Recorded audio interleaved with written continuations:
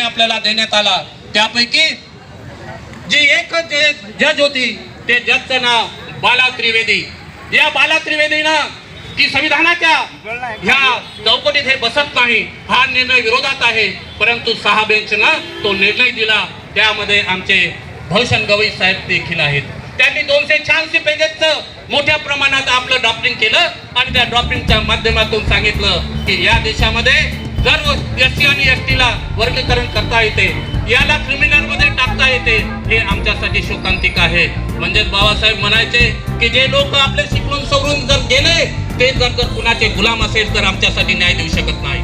आणि म्हणून आज संसदेमध्ये जे काही आमचे 131 खासदार कशामुळे जातात? आरक्षणाच्या भरोशावर जातात। कलम नंबर 330 नुसार या देशातला एसटी आणि एससी हा संसदेमध्ये आरक्षणाच्या भरोशावर खासदार बनतो आणि 332 नुसार हा खासदार विधानसभेत आमदार बनतो।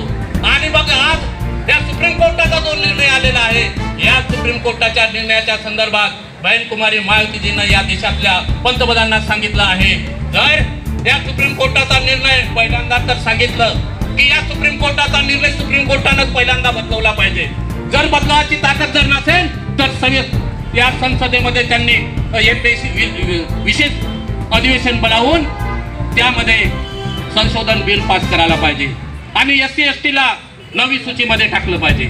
आणि 9वी सूचीमध्ये जर एससी एसटीला टाकलं तर खऱ्या अर्थानं न्यायिक कोणती म्हणजे ज्याला त्याच्यामध्ये कुठलंच हस्तक्षेप करता येत नाही।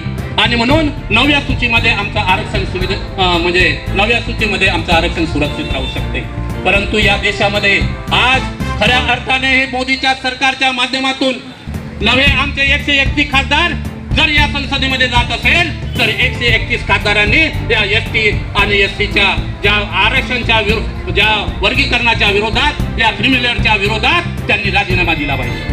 जर हे जर राजीनामा देत नसेल तर 131 खासदार आमचे काय कामाचे? जर आम्हाला या देशामध्ये ज्यांनी डोक्यावर 70 वर्षाच्या कालखंडामध्ये कधी बाबासाहेबांचा फोटो डोक्यावर घेऊन कधी नाचले नाही, कधी संविधान घेऊन कधी डोक्यावर नाचले नाही, पण 70 वर्षाच्या कालखंडामध्ये पहिल्यांदा या एनडीएच्या सरकारने मोठ्या प्रमाणावर बाबासाहेबांचा फोटो घेऊन डोक्यावर नाचले आणि म्हणाले की आम्ही संविधान वाचवतो, आम्ही म्हणाले की या देशातलं आरक्षण वाचवतो। मग आज आम्हाला का गरज पडली?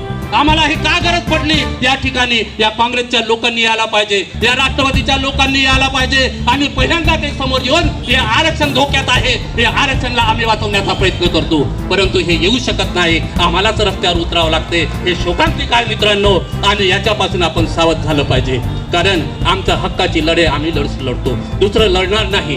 कारण आमच्या लढण्यासाठी खऱ्या अर्थानं आम्हालाच रस्त्यावर यावं लागते। परंतु जेव्हा आम्हाला खऱ्या अर्थाने इथला न्याय मिळाला पाहिजे, न्याय मिळत नाही। परंतु जेव्हा त्या राष्ट्रवादीचे असो, काँग्रेसचे असो, बीजेपीचे असो, जेव्हा हा निर्णय आला त्या निर्णयाच्या संदर्भात जेव्हा पंतप्रधान मोदीला भेटण्यासाठी गेले आणि भेटण्यासाठी गेल्यावर त्यांनी फक्त आश्वासन दिलं, तुम्हाला क्रिमिनल लागणार, आश्वासन दिलं तुम्हाला फक्त क्रिमिनल लागणार नाही, तुमचं वर्गीकरण होणार नाही।